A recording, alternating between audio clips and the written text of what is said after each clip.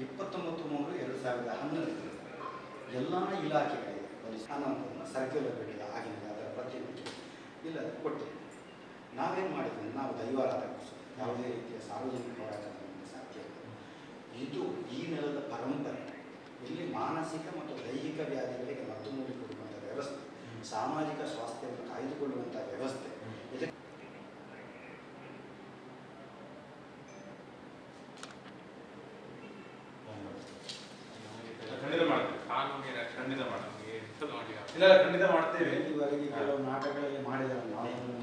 ದೈವಾರಾಧನೆಯ ಹೋರಾಟದಿಂದ ಶಸ್ತ್ರ ಸನ್ಯಾಸ ಮಾಡಬೇಕು ಅಂತ ಘೋಷಣೆ ಮಾಡಿದ್ದೆ ನಾನು.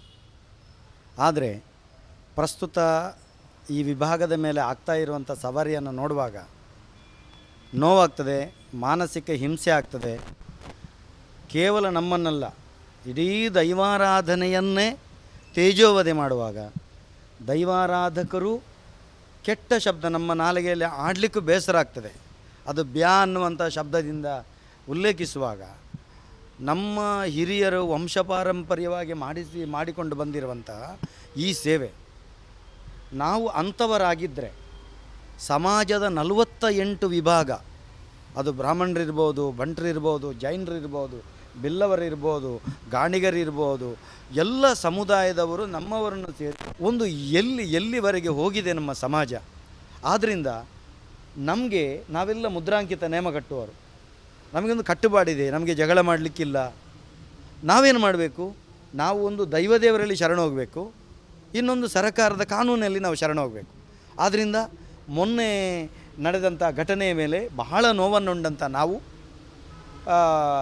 ಯಾವುದು ಕಲ್ಜಿಗ ಅಂತ ಚಲನಚಿತ್ರ, ಅದರಲ್ಲಿ ಕೊರಗಜ್ಜನ ವೇಷವನ್ನು ಹಾಕಿ ಕೋಲವನ್ನು ಮಾಡಿದ್ದನ್ನು ಒಂದಷ್ಟು ಮಂದಿ ವಿರೋಧಿಸಿದ್ದ ಕಮೆಂಟಲ್ಲೇ ಈ ರೀತಿ ಕಮೆಂಟ್ ಬಂದಾಗ ನಾವು ಜಾಗೃತರಾಗದೆ ಹೋದರೆ ಅದು ತಪ್ಪಾಗ್ತದೆ, ನಮ್ಮ ಹಿರಿಯರಿಗೆ ಮಾಡಿದ ಅವಮಾನ ಆಗ್ತದೆ ಅಂತ ತಿಳ್ಕೊಂಡು ನಾವೆಲ್ಲ ಸಮುದಾಯ ಜಾಗೃತರಾಗಿದ್ದೇವೆ.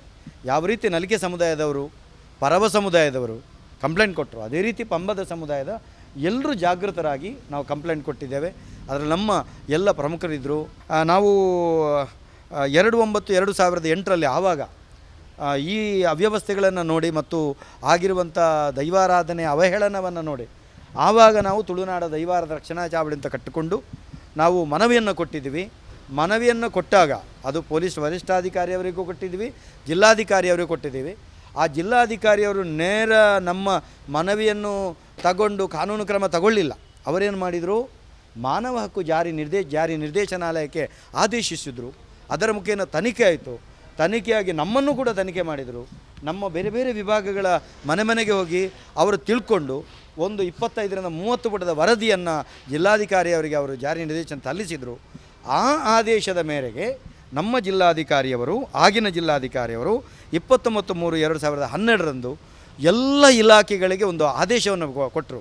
ಇದೊಂದು ಜನಾಂಗೀಯ ನಿಂದನೆಯೇ ಸರಿ, ಇದು ಯಾವುದೇ ಕಾರಣಕ್ಕೂ ಸಾರ್ವಜನಿಕ ವೇದಿಕೆಗಳಲ್ಲಿ, ರಂಗಭೂಮಿಗಳಲ್ಲಿ, ಯಕ್ಷಗಾನಗಳಲ್ಲಿ ಪ್ರದರ್ಶಿತ ಆಗಬಾರ್ದು ಅನ್ನೋದನ್ನು ಕೊಟ್ಟರೂ ಶಬ್ದದಲ್ಲಿ ಬರೆದದಲ್ಲ, ಅದನ್ನು ಕೂಡ ಅವಹೇಳನ ಆಗುವ ರೀತಿ ನಮ್ಮ ದೈವಾರಾಧನೆ ಭೂತಾರಾಧನೆ ಕೆಟ್ಟದಾಗಿ ಪ್ರತಿಬಿಂಬಿಸುವಂಥ ಕೆಲಸವನ್ನು ಮಾಡಿದರು.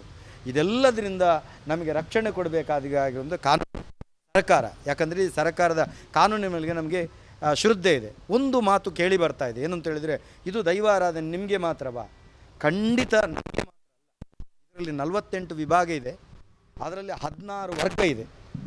ಅದು ಬ್ರಾಹ್ಮಣರಿಂದ ಹಿಡಿದು ಕಟ್ಟ ಕಡೆಯ ದೋಲು ಬಡಿಯುವವರವರೆಗೆ ಕೂಡ ಇದರಲ್ಲಿ ಹಕ್ಕಿದೆ. ಆದರೆ ದೈವಗಳನ್ನು ನೇಮ ಕಟ್ಟುವ ಒಂದು ಜನಾಂಗ ಅದು ಯಾರು ಕೇಳಿದರೆ ಪಂಬದರು, ಪರವರು, ನಲಿಕೆಯವರು. ಆದ್ದರಿಂದ ಅದು ನಾವು ಮೂವರು ಕೂಡ ಪರಿಶಿಷ್ಟ ಜಾತಿಯವರು. ಹಾಗಂತ ಕೇಳಿ ನೀವು ಅಟ್ರಾಸಿಟಿ ಮಾಡ್ತೀರಾ? ಇದುವರೆಗೆ ನಮ್ಮ ಪಂಬದ ಸಮುದಾಯದ ಒಂದೇ ಒಂದು ಅಟ್ರಾಸಿಟಿ ಕೇಸ್ ತೆಗೆದರೆ ತೋರಿಸಿಕೊಡಿ, ನಾವು ಮಾಧ್ಯಮದವರಿಗೆ ಹೇಳ್ತೇವೆ.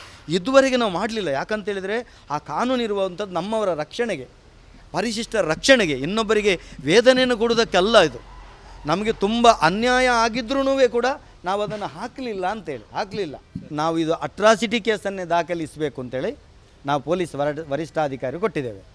ಮತ್ತು ಇನ್ನು ಮುಂದಕ್ಕೆ ಯಾವುದು ಅಂತೇಳಿದರೆ, ನಾವು ಇಡೀ 3 ಸಮುದಾಯ, ಕೇವಲ 3 ಸಮುದಾಯ ಅಲ್ಲ, ದೈವಾರಾಧನೆ ಮಾಡುವಂಥ 16 ವರ್ಗ ಎಲ್ಲರನ್ನೂ ಸೇರಿಸಿ ಸಂಘಟನಾತ್ಮಕವಾಗಿ ಈ ಹಿಂದೆ ಯಾವ ರೀತಿ ಮಾಡಿದ್ವೋ ಅದನ್ನು ಸಂಘಟಿತವಾಗಿ ಕಡಾಖಂಡಿತವಾಗಿ ನಾವು ಇದರ ಬಗ್ಗೆ ಹೋರಾಟ ಮಾಡ್ತೇವೆ. ಹೋರಾಟ ಅಂತೇಳಿದ್ರೆ ಬೀದಿಗಿಳಿದು ಹೋರಾಟ ನಮ್ಮಿಂದ ಸಾಧ್ಯ ಇಲ್ಲ.